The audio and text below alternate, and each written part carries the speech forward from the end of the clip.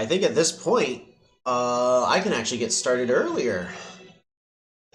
Oh, goodness.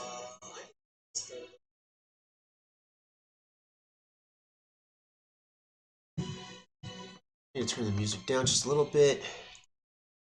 Did I accidentally turn the music up? I did. Oh my goodness. We're blasting this music. There we go. Let's reduce that. I was actually listening to music to enjoy myself a while ago. My apologies, everybody. But there we go. That should be a lot better. Welcome, everybody. Let's actually switch screens right over here. The Polytopia scene is showing nothing. Come on, where's the camera? Come on. Oh yeah, that's right, I turned it off because of recording stuff. Ha! Welcome to... Let's see if I can find it right over here. Profile? There we go. Game version 99. Ooh, they're changing how the friend codes work. Okay. Interesting. Now we got a couple people going ahead and asking. We have the official PolyChamps YouTube channel checking us out, giving us a beta excite. Let's get that hype going. As we're always going to be... My phone is still making noise. Oh yeah, speaking of my phone making noise, let's make sure that it doesn't go off a lot while we're actually streaming, because that would be less fun. Alrighty. Well, as we're always going to start everything off, we're going to go ahead and do our domination. And I think I want to keep it simple and just go with Kiku this time. We're going to go with pirates because we're pirating the beta. So let us go. And as always, I want to go ahead, just switch to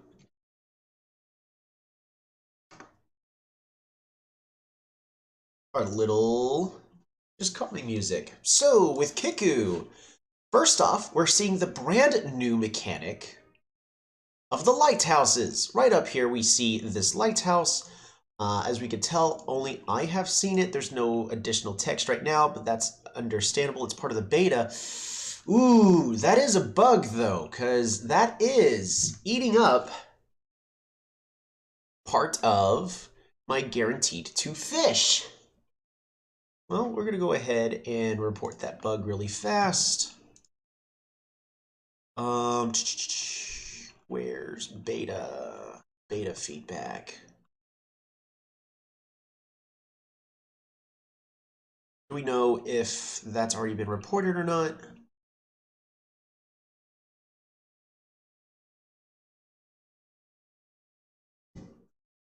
Bugs in support. Let's check the look. Most common bugs spawning on edge map.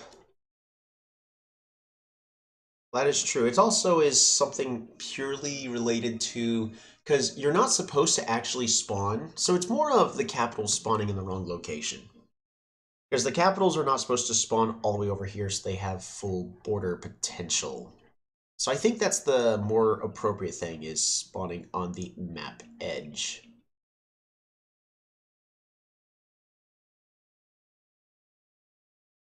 Yep. Alrighty, cool. It's already been reported.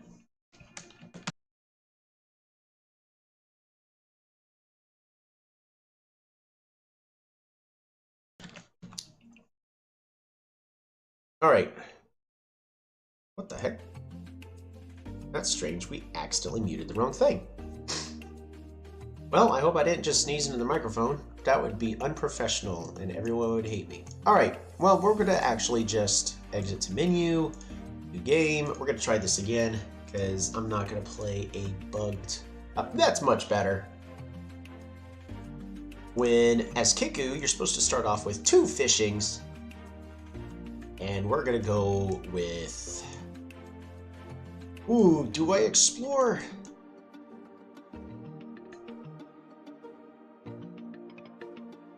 I don't want to go workshop.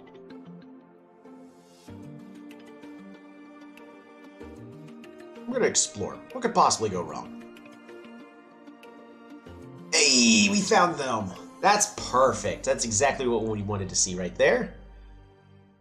And now we're going to start moving our warrior forward. We're going to train another warrior and pass the turn. Move you forward, move you over. But here's another one of the new mechanics that's along with the beta, and that's aqua crops. Right over here in aquaculture, which used to be just where whaling was, we now have aquaculture instead. Turns out the whales have been overhunted and are now extinct. I don't know if that's the official lore, but that's what I'm going with. So, aquaculture, you get rammers, which are very offensive melee ships, and then aqua farms. And this honestly solves a lot of the main issue that naval combat used to have, where naval combat was too one-dimensional. You had your terrible ships, you had your okay ships, and you had your very strong battleships. And then, of course, we had cloaks, but no one likes to include that in the combat triangle. Now we have melee swordsman ships, we have ranged archer ships, and we have catapult ships. So we have a little bit more strategy that can go into everything. We'll see how that actually plays out when we start playing in multiplayer games in the near future. For now, we're going to go ahead and save our stars and pass that turn. Try to find ourselves another village. And I actually think this is a bug, because this typically is a bug that happens during betas, where villages catch on fire whenever you go to capture them. I don't think that's intended. One other thing we now have the option of are ports by spending 7 stars directly from fishing. So that way we can immediately get onto the water and start pestering our opponent. And honestly, that sounds like a pretty decent idea. I think what I'm going to go ahead and do is we're going to train a warrior here and then pass the turn. Second bit is the ports no longer give 2 population, they only give 1, as they are now a lot cheaper. We're going to go ahead and capture. We're going to ports right over here. Pop.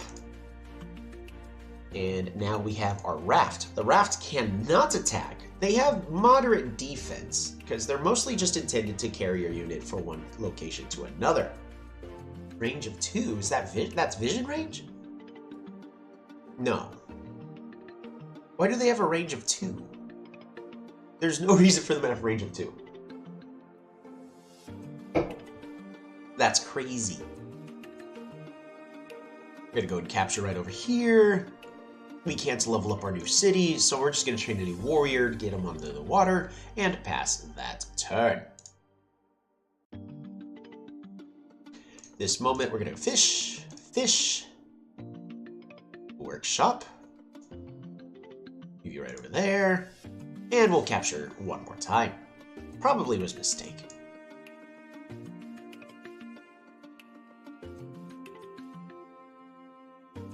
What I really need to do is pick up a technology to start improving my ships.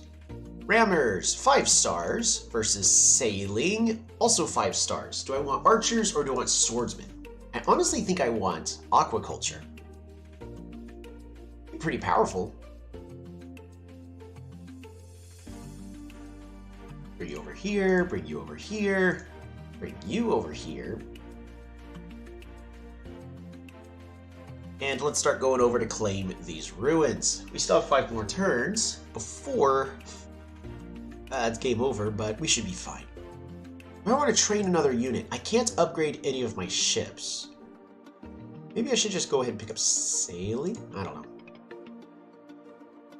Dang! They picked up city walls without hesitation. Do I just pick up sailing? Go ahead and claim those ruins.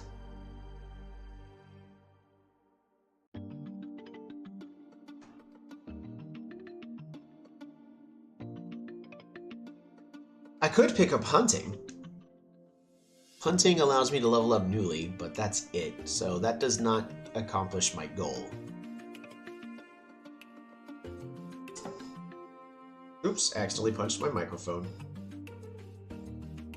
There we go.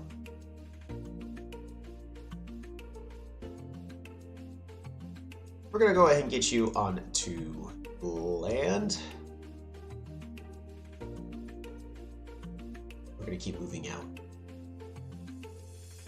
Feel like I really need to go ahead and pick up that aquaculture. There's not much I can do about it. So we're going to train our warrior and pass the turn. That is a bop-a-da-bop. Oh, shoot! Man, that's dumb of me. Well, I just threw all that.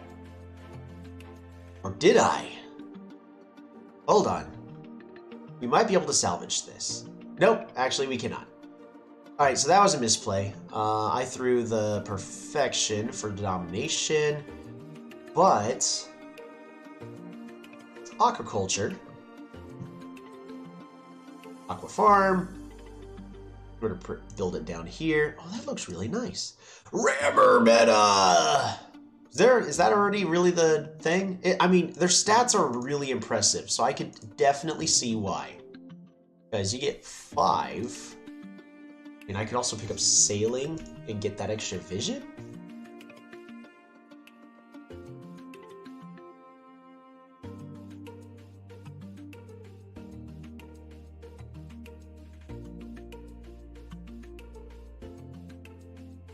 Boom!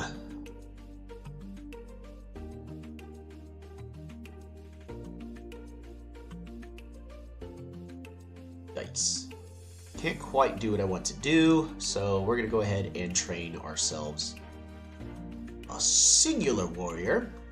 I'm going to have you heal up to attempt to not die, and then we'll pass that turn.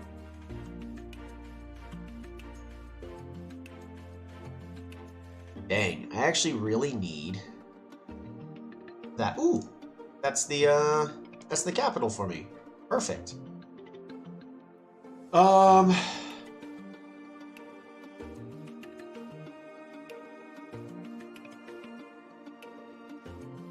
Really trying to get that perfection, because right now we're almost there. Rammers are way too powerful when you get them in the game. Yes, I think the fact that they have so much defense, and then they also just hit like a truck. Plus, they're basically hexapods on water. They're expensive hexapods on water, but they're hexapods. Is it time to pick up sailing? It's got to be time to pick up sailing, right? They're like swordsmen with the speed of a 9 on the water. They're like... They're more like hexapods on the water, because they... So if we go ahead and look at their stats, they have sneaks. They go by all of the enemy units, just like a hexapod does. They dash, so they can move, attack after moving. Let's see, they can float on water, and they're carrying a unit. Yeah.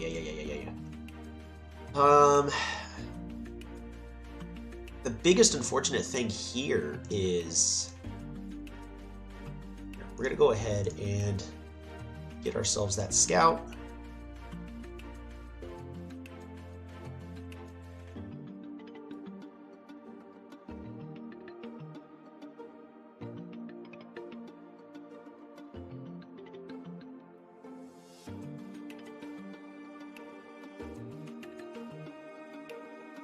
Wow, am I really going to be 1 turn short? How do I do this?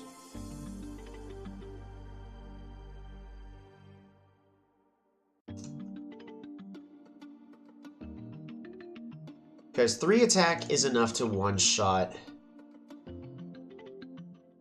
a warrior, right? No, it's not. It'll hurt a lot. It'll deal, what, 7 damage? Alright, let's go bot commands. And then we're just going to do swordsman versus a warrior.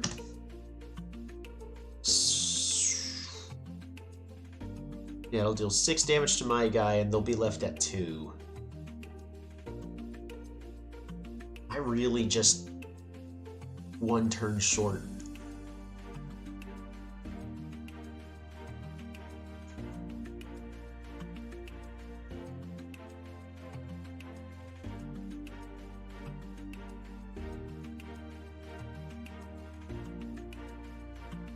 We're gonna go ahead and ram you right over to here. Ram you. Bop-a-da-bop. I think that's the best I can do. Yep.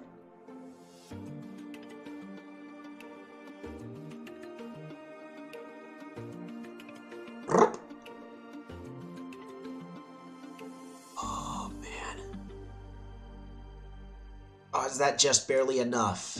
Hold on.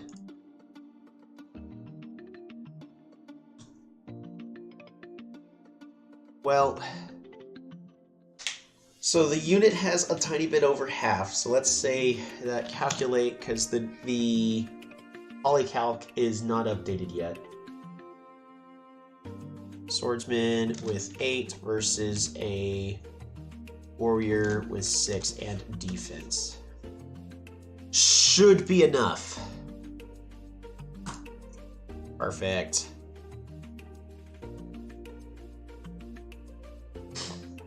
Isn't that beautiful?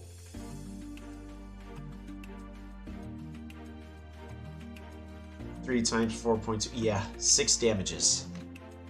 Oh man. I thought we were going to be 1 turn short. It's making me real nervous there. How much move? 3. Alright, well I want to eat a starfish. I'm hungry. These boats are so cool, my goodness.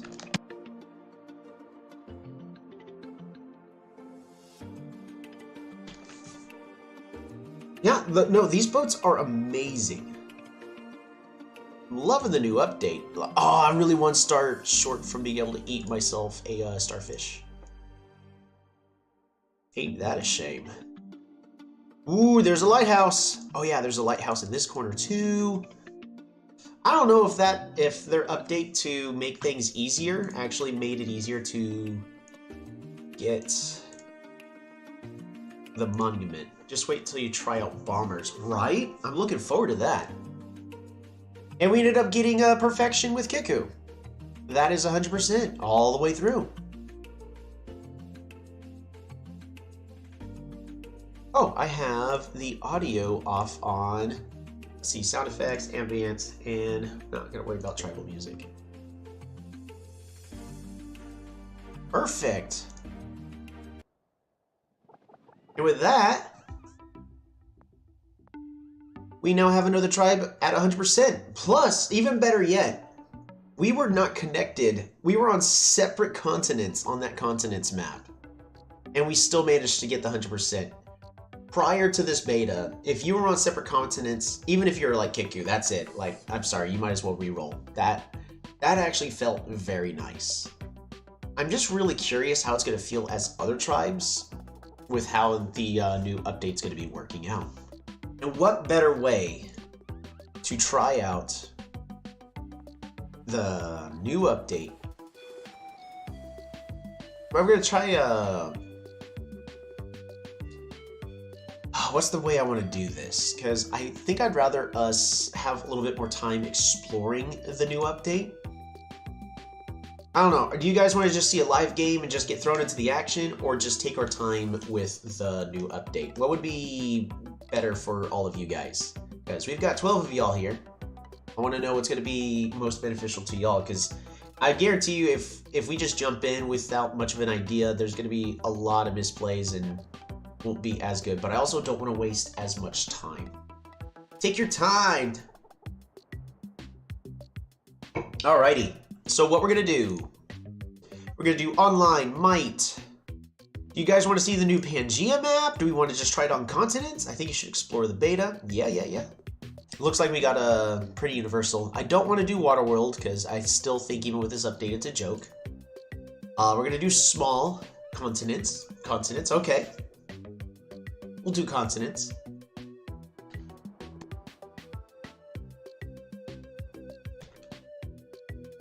And cool.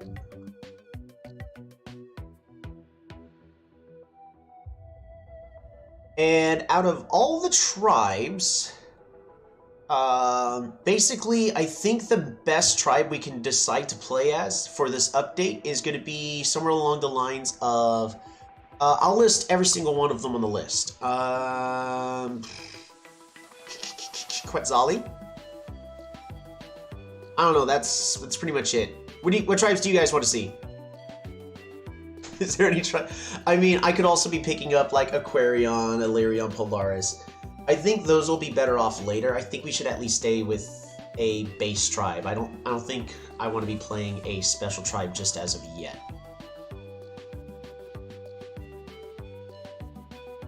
Why Quetzali? Why not Quetzali? That's the real question.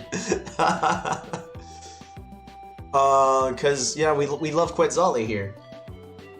It's been a long time since we've actually chosen Quetzali. Yeah, superficial intelligence is actually mentioning Quetzali is actually quite good now since shields give boats extra health. Yes, that was always a decent thing. So on dry lands, Quetzali is not that great, and a lot of people don't look at it. Oh man, we also need a new skin for Quetzali. We're gonna do an invite link. Enable. And I think the best way to do this, because sadly I can't post it on YouTube, but inside of, for those who are currently connected to, so there is the link for the game, and while we're doing that, we're also going to get an invite, so that way we can pin that into the description. I just got back from a mandatory vacation from Florida. Threw out my voice with a lot of screaming and yelling. It was great, but alright, hold on. Roles, perfect. So create invite. We're just gonna copy this. And then let's update description, insert stuff and things here. Discord link. Let me know if broken.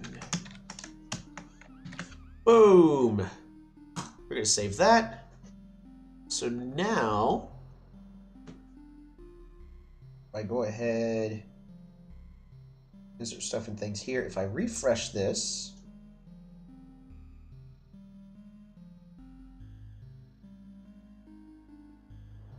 yep, all right, cool. So we got a link in the Discord for our Discord channel. We don't use it for too much. We mostly just use it for a little bit of organizing, as well as another way for people to know when we're about to be jumping into the stream. But at least for now, while we're in the beta, we're going to be using it. Is Kiku the new barter? Debatable. Because Kiku also got hurt by the fact that they can't chop as much as they used to. But Kiku's a lot faster on the water now, so you have that running for you.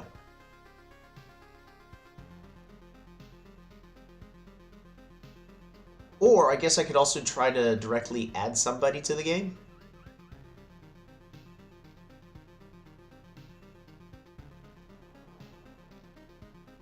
And so whoever we're playing with, like, try to still play a little bit fast, but don't feel like you're going to be rushed, because we're here to explore the new update. And we're just going to do it as a 1 versus 1. The only thing I ask is don't pick a special tribe yet, so we can focus more on the naval update rather than what the special tribes have. We'll explore the special tribes another time. Probably today, so maybe we can get to that.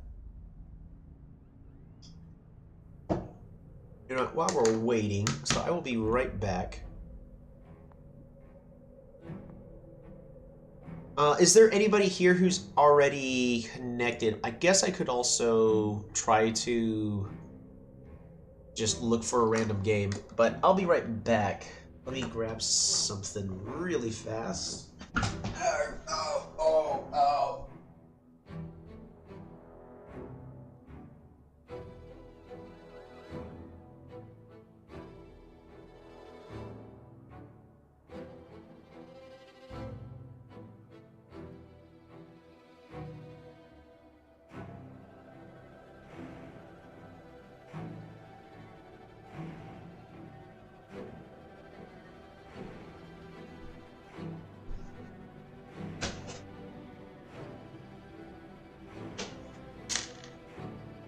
Now that barter has been nerfed, is it still the best tribe? So, while the nerf does hurt barter,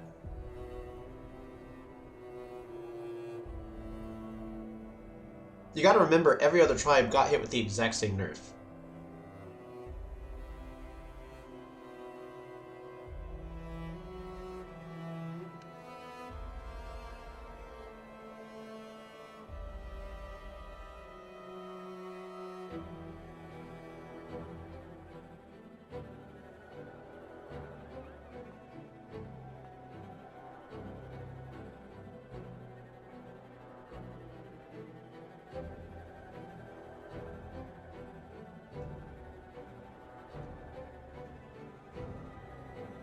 Sorry, I had to get a cookie.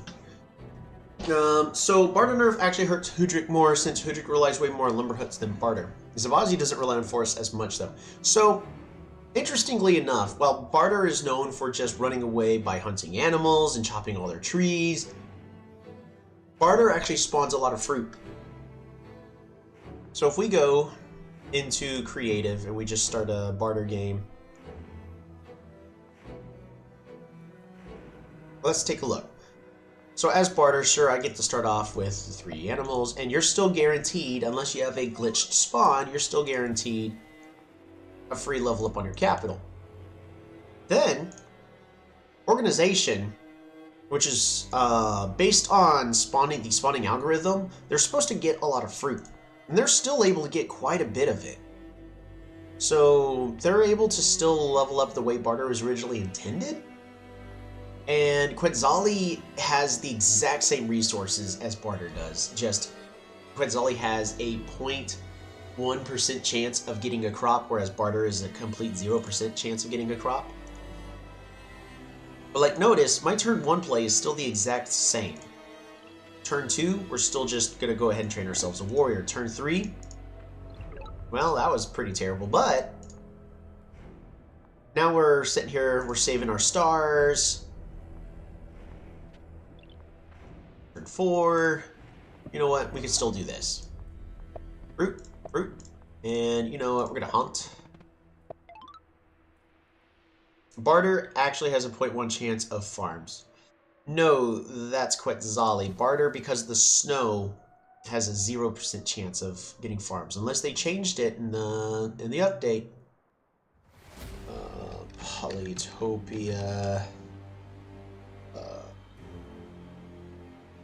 Terrain.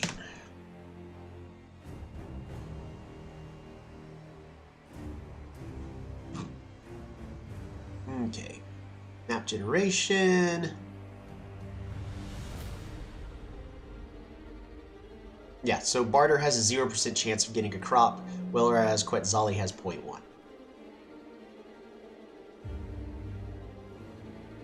And the best way to remember that is the snow just kills all the crops. There are still berry bushes, but you can't grow fruit in the snow, not without proper technology.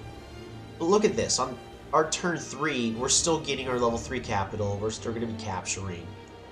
We could easily, if this was right over here, we could have then leveled it up still to its level 2. I accepted your invite to the game. But like, notice, while it's going to slow us down a little bit, it's not slowing us down at the most important bit of the game. We're going to go ahead and get started with superficial intelligence. We're not going to don't worry about stream sniping or all that. We're here to explore and have fun. We will go ahead and switch to our combat music. So, Quetzali.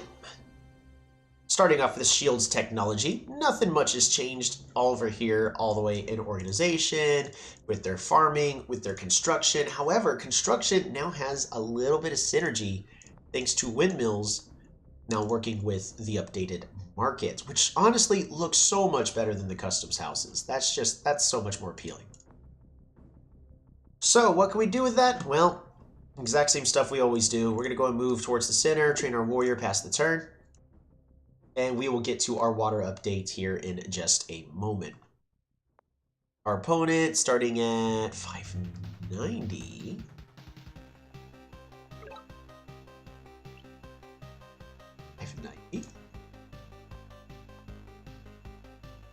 I've got to be...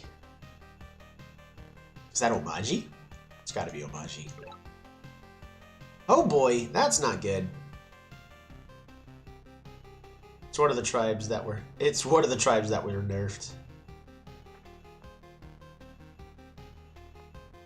Hold on. Because it's a tier 1 tribe. Let's see if it's still possible to play them. It's still going to be possible to play every single tribe. I'm not too worried about that. So here's the thing. So Quetzali has the same resources as Barter does. It's just we don't have the guaranteed animals in our capital, so it makes it harder to just go straight into hunting. We're supposed to go straight into organization. The issue with that is that's a dead-end technology, because we already have strategy, and we don't have farms. we don't have farmlands in Quetzali territory. So then you have to go hunting, or you have to go riding into roads. Seems like fair map generation. Right. Oh, that's true. I should be keeping my eye open for other fires. So we have the option of going fishing. Alright, so our opponent spawned here in the north. Ooh, it looks like they got a glitched spawn. I bet their capital's right over here. That is very unfortunate. We're gonna move right over here. And honestly, with the map we've currently got going, I'm thinking fishing. Sure, it won't level up our capital right away. Ooh, no, actually, we're gonna go organization. Let's level up all of our cities first. We're gonna go ahead, fruit, and workshop. These files ruined the whole fog of war thing. You're not wrong. It's a bug in the beta, and it's a bug that generally pops up every single beta. So just for now, consider it as a feature, but yeah, because they're going to immediately capture. But hey, superficial intelligence knows where I am, and it makes it also evens out the playing field because we're live streaming, and they're not. So I'm not too worried. We're gonna go ahead and claim this back village over here. Fruit. Get ourselves another workshop and pass the turn. I don't think so, unless I pick up fishing. And even then, I don't think it's quite worth the risk on the exploration. Do I go ahead and level up Talwap and try to explore?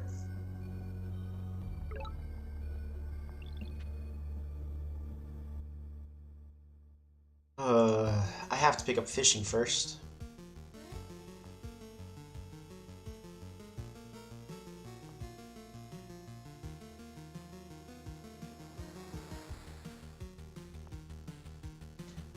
So if we go, first we're going to move our defender.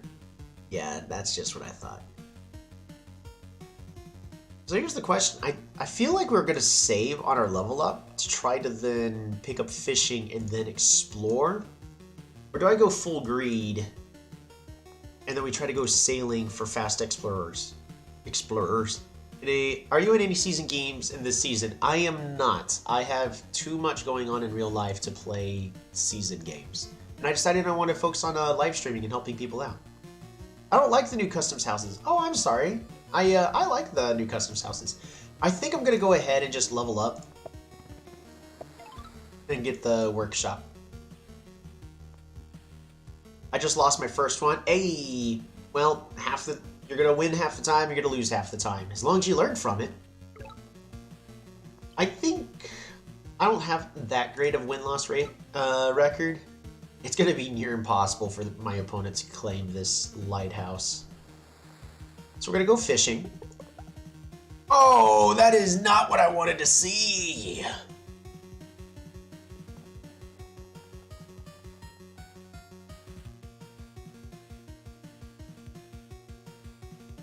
That is unfortunate. We're going to move here. Yeah, that's just what I thought. And let's do some quick counting. Fish, so 2, 4, 11. So I need 11 in order to level up Talwap. If I train a defender, that'll put me at 15. Yeah, let's do that. Look at this beautiful curve we're having. We're actually now very much incentivized to be picking up defenders. Whereas in other cases, we're going, defenders? Yo, that's gross. Ugh. So can lighthouses be within city borders? Yes, and in the first domination game that I created, I ended up spawning right here in the very corner. Well, pretty much right here where my opponent is, where their capital is. So they have a lighthouse here in their borders, but the issue is that also bugs stuff out and it can eat up guaranteed resources.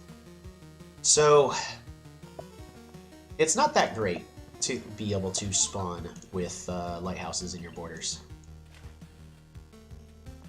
We're going to go ahead and build that port here, go here, and we're going to be picking up sailing next turn.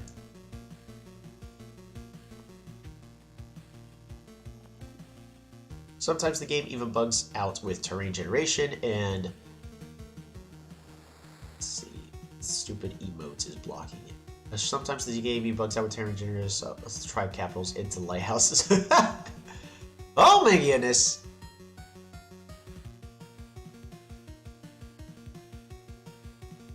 Yeah, my opponent is definitely Omaji. There's no way you get to 590 that quickly and not be Omaji.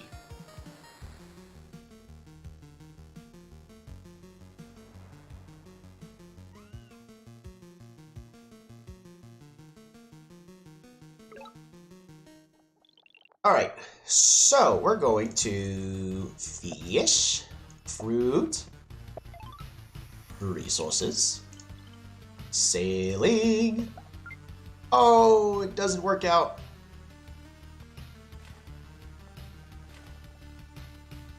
Welp.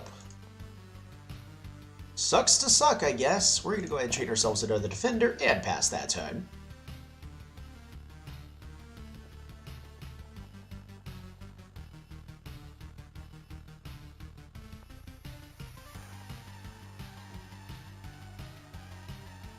I do love the new mechanic of the aqua crops. It also helps potentially buff Venger, which desperately needs it.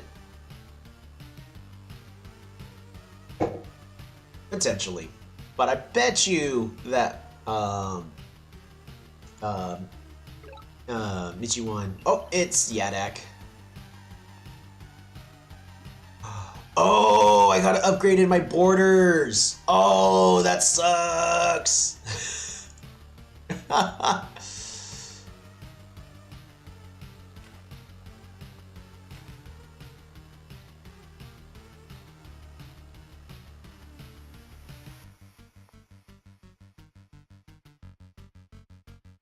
Do I just pick up aquaculture? We could also save.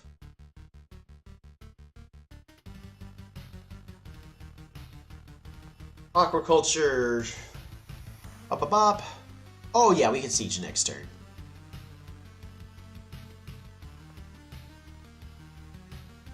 Well, there's no reason for us to pick it up, and good thing is superficial intelligence has no idea what's going on. Isn't that right?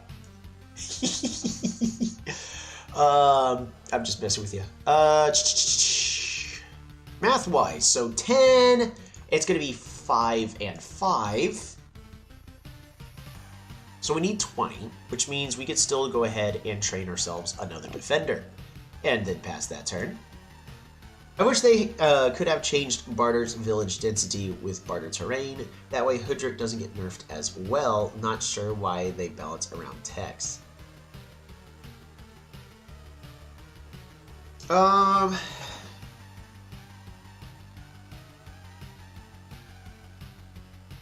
don't know about that. It could be also the way that everything's programmed into the system about how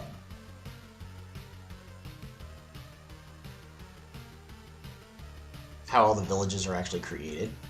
So I would not know the correct answer to that. But that is an interesting... do I have enough? Oh, we could do this. We can harvest our fruit. Aqua farm. Get resources. Rammer! Scout! Woo! Phew. Bop-a-bop.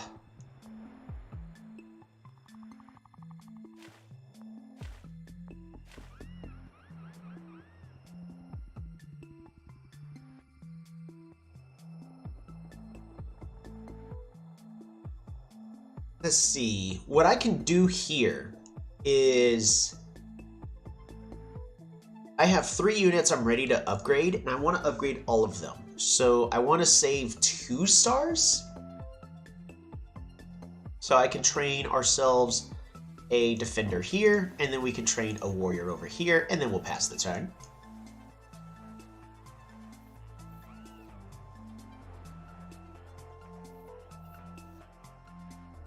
I remember seeing someone say that Shinshi has less village density because of the mountain spawn rate. Gave me the idea. I don't think that's true.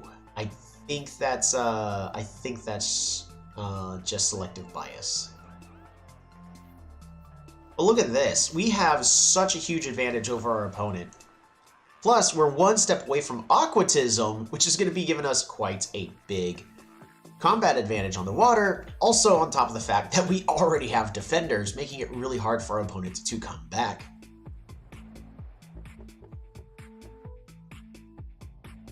It's going to be tricky. Our opponent is rapidly expanding, though. I really am curious about this map because it looks like our opponent got a really good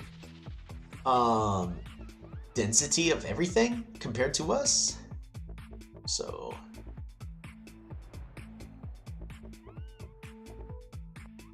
I mean, they're still keeping up in points, but we're about to be stealing our first city from them.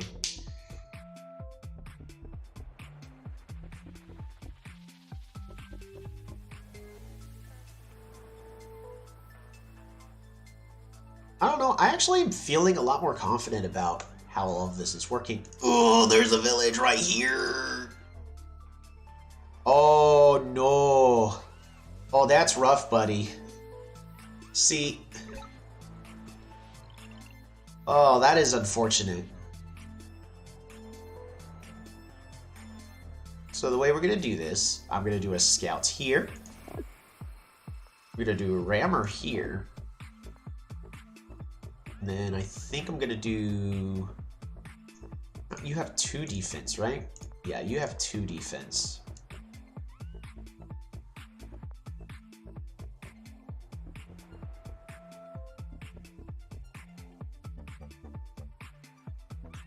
A crazy... Defender rammers do look like a crazy cheap city capture tactic. Yeah, it's going to be insane the fact that defenders are actually going to be a pretty decent unit. But I think the main question is are people actually going to enjoy playing on water-based maps? Because I know a lot of people still prefer drylands prior to the beta. So will this update fix everyone's opinions about it? Or are they going to go, nah, I don't like the randomness that my opponent has access to 3/4 of the map and I'm stuck here. That's not fair. See, I hate this. This is not fair. Unfair map generation. I could not win because unfair map generation. So I don't know how people are going to feel. I think what we're going to do is we're going to move over here first. Ooh, look at that. Yeah, we're going to go ahead and move over here.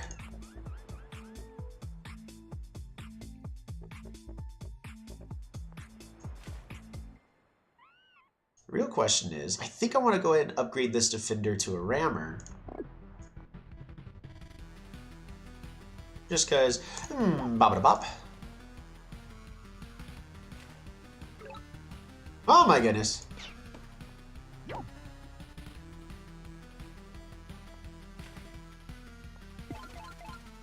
Oh my goodness, such crazy tempo. Go for the starfish. Right, I completely forgot about that. So, starfish, they give, instantly gives you 10 stars, so it's just whaling, but instead of hunting whales, because we hunted the whales into extinction, we're going after starfish now. What I would love is, like, every year they just change whatever the aquatic animal is that we hunt, just because, like, yeah, no, we're hunting everything to extinction. Yeah. Ooh, or one interesting thing that could be done is have the aquatic animal that's hunted be different depending on the tribe. Because I bet you water still counts for tribe terrain that's generated. The issue is I have to get 2 of these in order for it to be worth it. Because everything's starting to get expensive. Well, we can't afford anything, so we're going to go and pass our turn there. But we've got a very high naval superiority. The proper response to this would... Ooh, don't add siege! The proper response to this would initially... Oh, it's a rammer. Would be...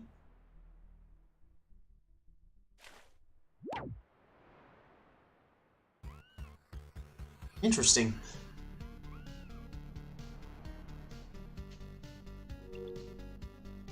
Archers. Archers are going to be pretty good in this kind of scenario.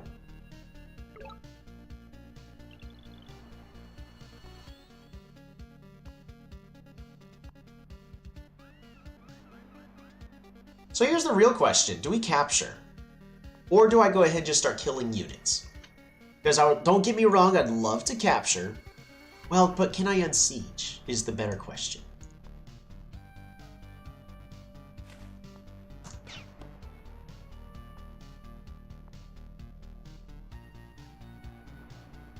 I always forget how this math works out. So we're going to go ahead and move you here. Yeah, you barely can't kill. I think there's enough units here on the water. Well, more importantly, we're going to go ahead and aqua farm, fruit, get our resources, move you here. We need to upgrade you into a rammer, get ourselves another defender. So all of those actions there to me felt mandatory. What's next? So if I capture, I need...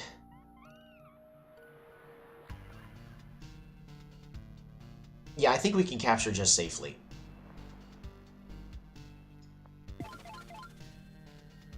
I'd love to explore, but I need these resources for...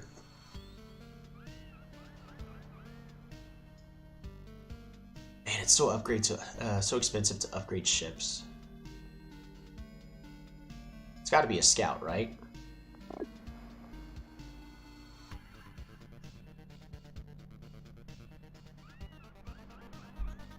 We're gonna put you right over here. Dang, I was actually hoping I would be able to kill this ship. So what we're gonna do is we're gonna go ahead and pop it a bop, hit right there, secure this kill, and then we're just gonna raft this away and pass that turn. These defender boats are scary. Yes, yes they are. Especially with these rammers. With 3 defense, yeah, that's going to be very difficult for my opponent to overcome. They're going to need 4 units just to kill one of these rammers off.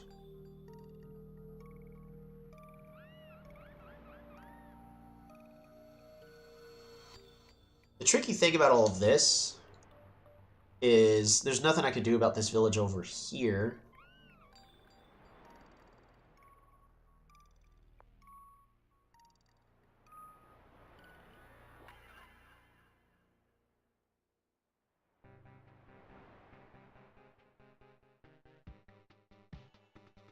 I don't know. We'll definitely have to see on these smaller maps. Like, I'm really curious how this is going to play out in lakes. Because even with all of this, with how this is going out, continents is going to be a lot more focused on naval combat. I would think I still want to try it on lakes at some point.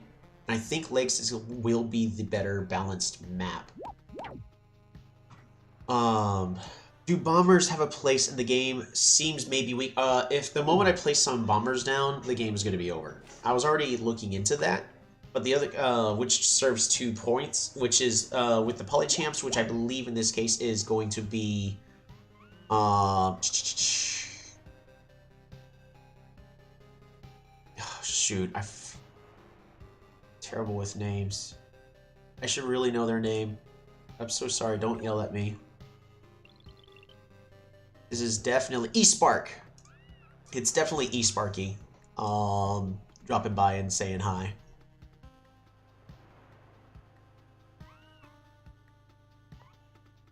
I think what it's time to do, because if we pick up now, oh man, I can't afford navigation.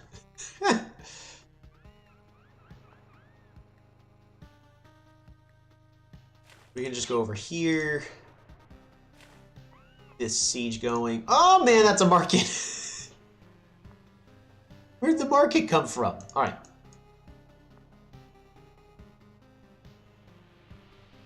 We're gonna move here, secure this kill. Oh, right! I need to be within my borders in order to... Which, honestly, that update's a lot better.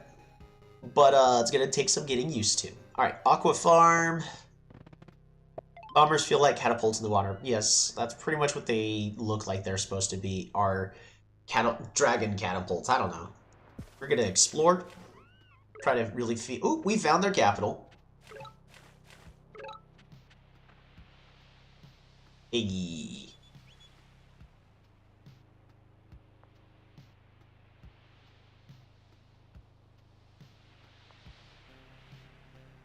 Dang. I actually can't really do anything about them getting this village. Or can I?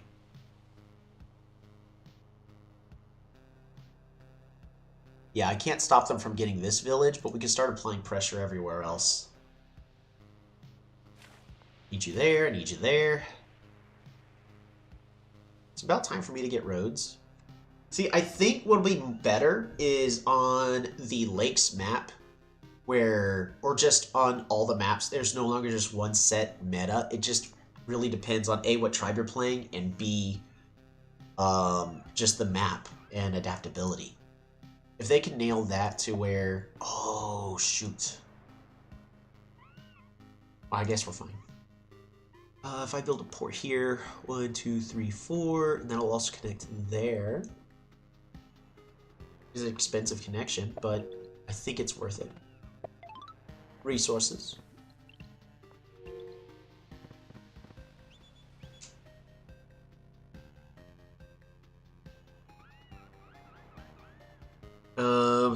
Seems like a good way to close in the game if your opponent never got into the water, but wouldn't you have just won anyways? Well, if they did everything correctly, catapults, archers, and everything should be able to fight back against everything except for bombers. Bombers are supposed to help you secure your units onto the land and prevent stalemates, because even with the battleship meta, there were some extremely rare scenarios where you'd end up in a perpetual stalemate. I think at this moment we're just gonna go defender, defender.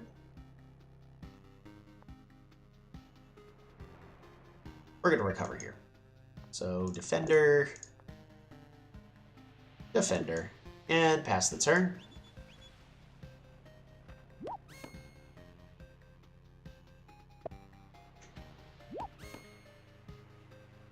I mean, I don't see them unsieging here.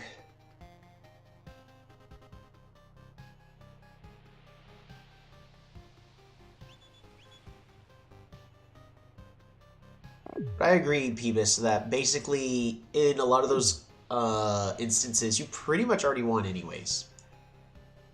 Oh, this would have been such a cool moment for a bridge! It would have been a lot cheaper for them to have built a bridge here, too. Why didn't they build a bridge? Bomber range removes the catapult defensive advantage. No, correct. Alrighty. Ooh, got some pops. Are we expanding those borders, or are we getting ourselves our first park?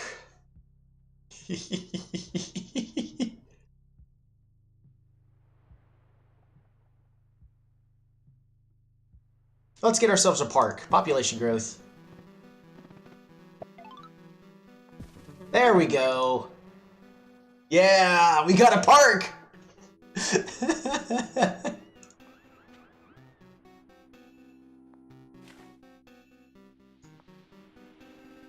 Alright, we're gonna move over here. Pew.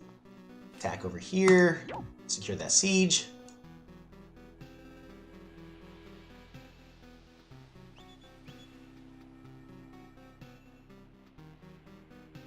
Scout.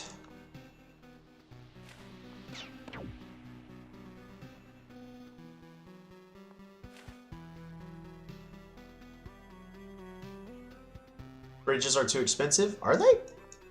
Because he started off with roads. 10 stars? His game crashed. Oh, man. Bridges create trade routes through water to any other bridge within 1 tile radius. Bridges Create a bridge that can any unit can move on, ignoring the terrain type underneath, can be done even outside of your territory. I mean, I see that 10 stars though is really expensive. That probably is too much, but I think you would have been able to get a little bit further with a bridge instead of a boat. Bridges are just worse ports right now. Maybe. I mean, if you include the idea about riders and knights, bridges do serve a purpose. But other than that, yeah, I see what you're talking about. Rider roads have been nerfed. Yes, it's really expensive on getting a lot of roads. Like, notice, we're just dominating everything here, and we're not building a single road. I haven't even picked up riding yet. Can't do that without tanking my economy. I think that's also the important part that they're trying to get, but I don't know if that was the correct move for them to make.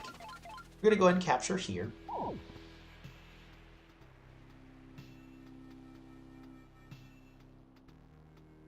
And also notice it's a lot more fluid. Whenever you, like, since I captured this one, it lost a population for the trade network, but it gained a population. So instead of it losing a pop and gaining a pop, nothing actually happened right over there. Just all the other cities. So that actually made that a lot more fluid and a lot more easier for that to be handled. Should I just keep building defenders? I mean, it's got to be just more defenders, right? Yeah, just defender. And let's assume there's a rider hiding there in the fog. We're going to train a warrior here. Pass the turn.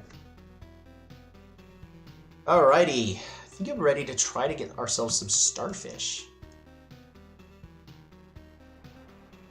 There wasn't really much reason for me to get a lot of starfish. There's only these 2 starfish here. They're so far out. Yep. So there's the siege.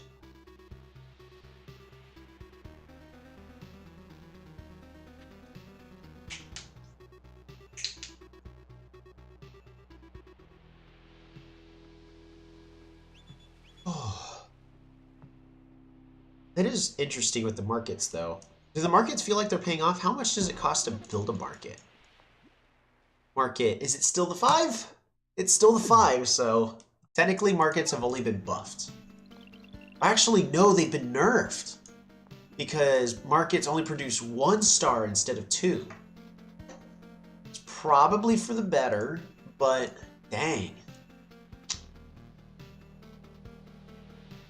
Well, I think I'm losing this one. I think so. I think this game's basically over at this point. Let's go ahead and take a look at that replay really fast.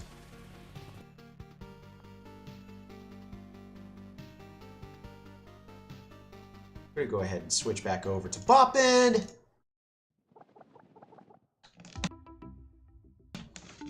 That was pretty interesting. First thing we're gonna do, as always, all of my replays are saved inside of my Discord channel. So if you end up playing a game against me ever and you want to see it again to see, hey, look at me, I destroyed this streamer, or that didn't go well, what can I do to improve? You can always find Naval Beta. You can always find them on my Discord server. Replays from today's games.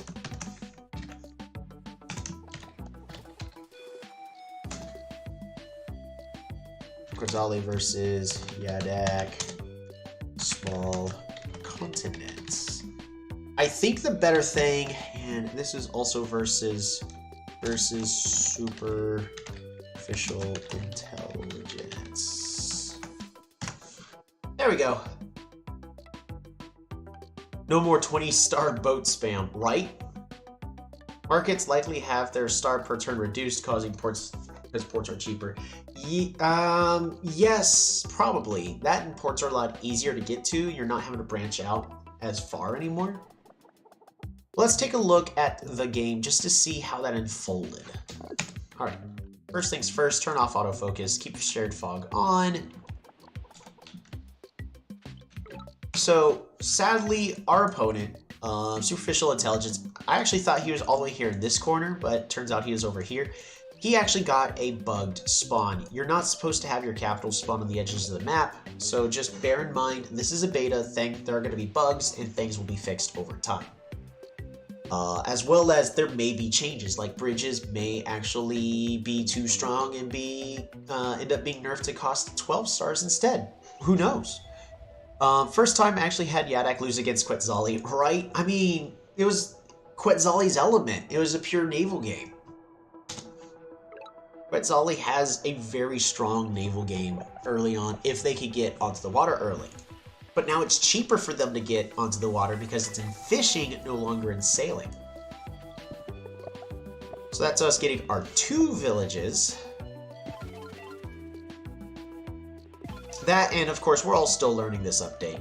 So don't feel like, man, you should have won that. Like, I don't know. We really just don't know. You went with a slower start, only 1 warrior, so that also kind of hurt your expansion. Just don't forget to train your 2nd warrior. Sure, it would have slowed you down a bit, but you would have been able to claim this village all the way over here if you had picked up a 2nd warrior and bridged over here into this direction.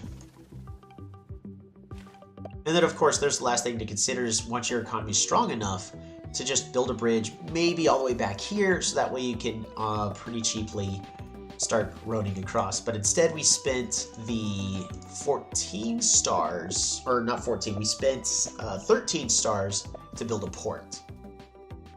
So that's the other thing to consider is, at least for Yadak's point of view,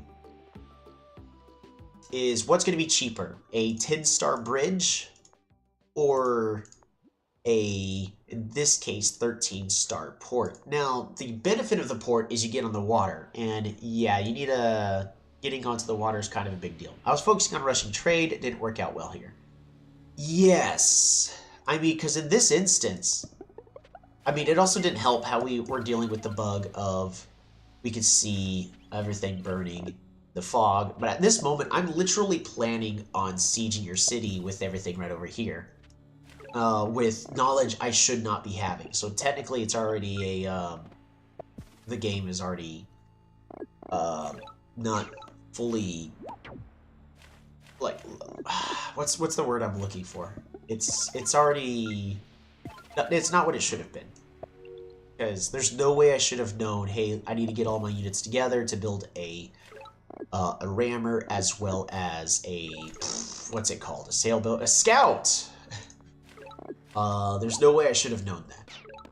Because look at that. Now I've got 2... I was able to do 2 counter sieges right over here.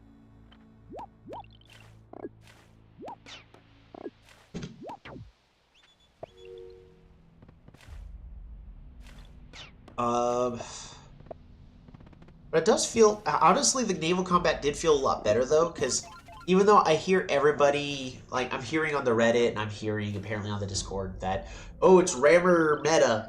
Maybe, but I don't know. Ranged units are a typical counter to rammers. So if you can protect your ranged units, you're in pretty good shape. And then at this moment, I just had naval superiority. Were you at all potentially able to pick up a Chilito? How's it going?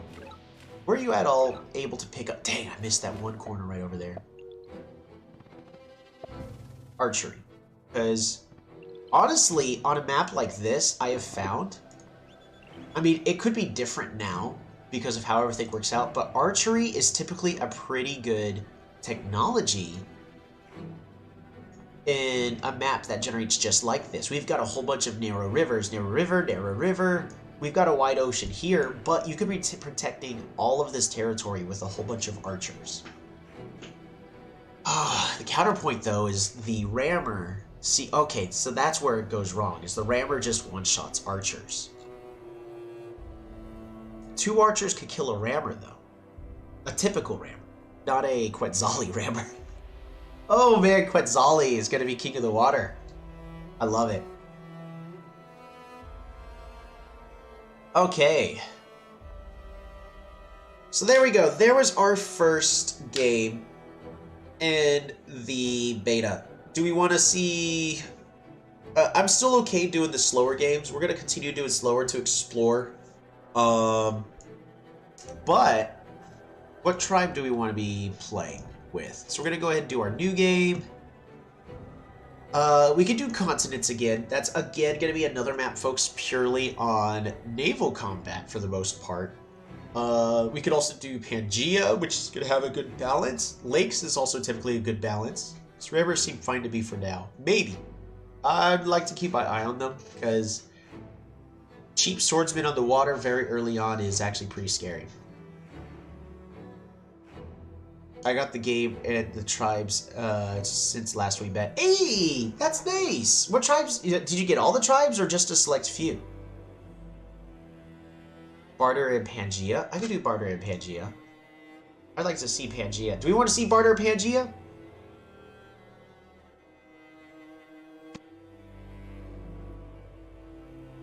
I've got 2 votes for Pangea, and I've got 1 vote for Barter.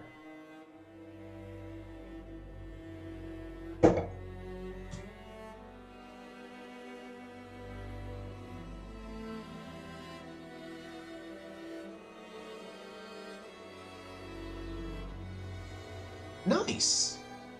I hope you definitely enjoy your Polytopia experience. Especially if you're starting off with single player, it'll be a lot more interesting now that you have a lot of different tribes.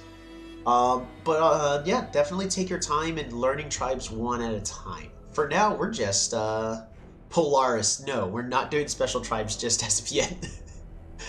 We're not doing special tribes yet, Beavis. I think I'll go ahead and stick with, Barter. We're trying to keep it a little bit more simple as we're focusing on the, yeah.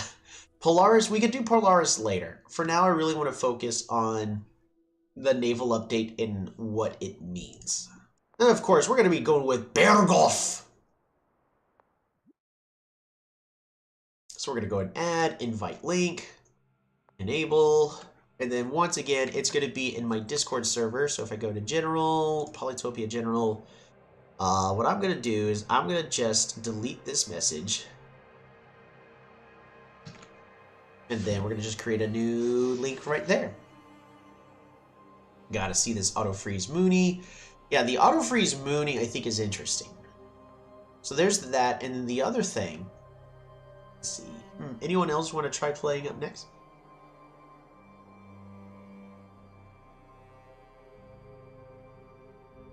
The other thing I could really do is, I would have to do it as a live game, but I could try playing against a random person. If not, I'll want a rematch. Yeah, I mean, give them another minute, I guess.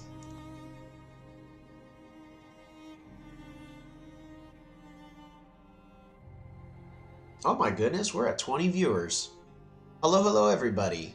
We're currently messing around with the new Naval beta update. Random matches don't guarantee beta games. Ooh, that is right. You're right about that. Auto freeze, Mooney versus Dash, and break ice changes will be interesting. What's the Discord? It's in the link on in the video description. It's just a Discord to my... It's just my Discord, and we don't really use it much. I'm not trying to say everybody needs to join it, but it's for stuff just like this where YouTube won't let me post links, but we can use Discord to get around that. As well as I have a polycalc on there, and last but not least, all of the replays are saved there. And if you have replays you want me to view and analyze, you can post them there as well. Let's see. About another 30 seconds, superficial, if you want.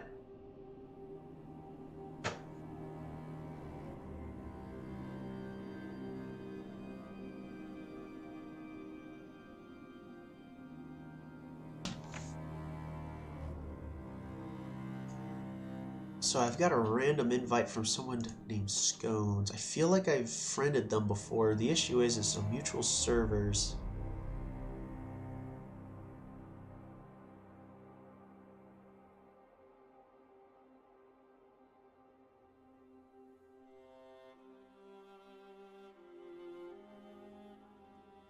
Okay, I know who they are.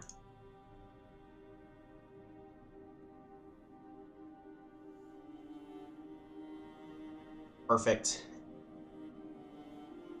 Yeah, so just say that in the Rolls channel, you're interested in Polytopia. I do have more games that I plan on adding.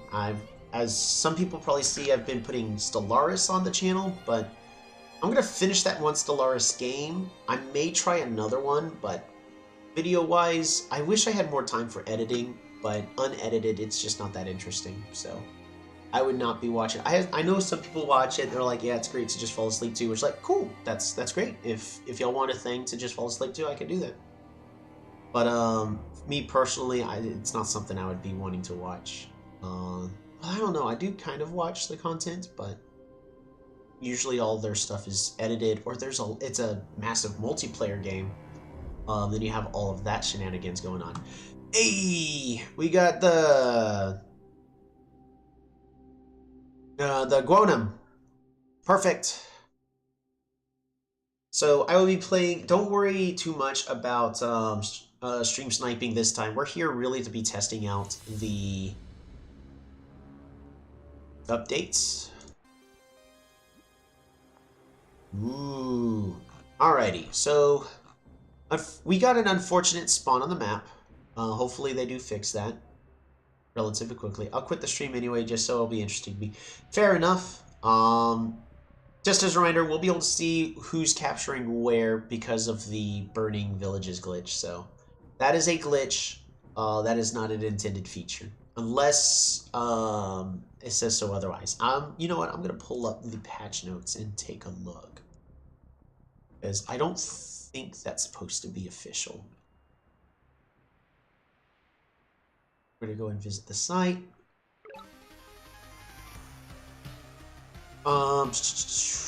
Scouts, special tribes, Polaris, Imanti, Lighthouse, Continents Overhaul, Pangea. Yeah, there's nothing intentionally saying. So if we go all the way to the exact change logs,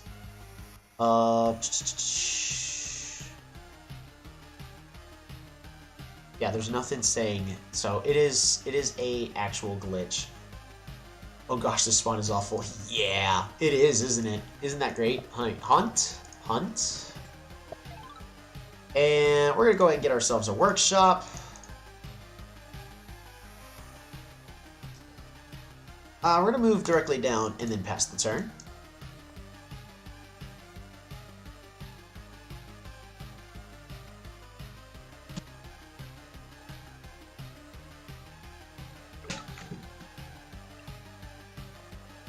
Warrior.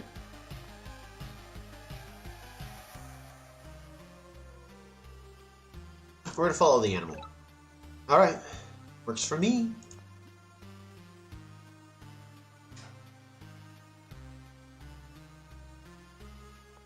So we're playing on the Pangea map. Basically, we're on a single continent with a lot of water all the way on the outside of the map.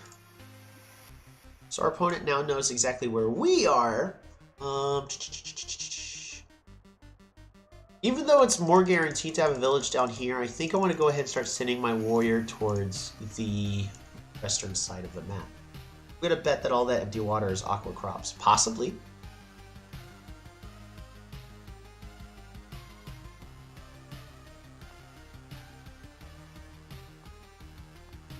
We're going to go ahead and pass the turn. Okay, so our opponent has spawned on the western side of the map.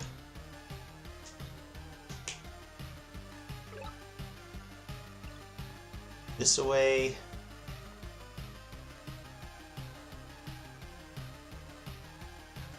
Alright, so here's the new bit. I could go with some form of fishing. Organization would also be a decent choice. Or I pick up forestry. That gets me one step closer to mathematics, but it is slower. I think it's just still better to go ahead and pick up forestry though, isn't it?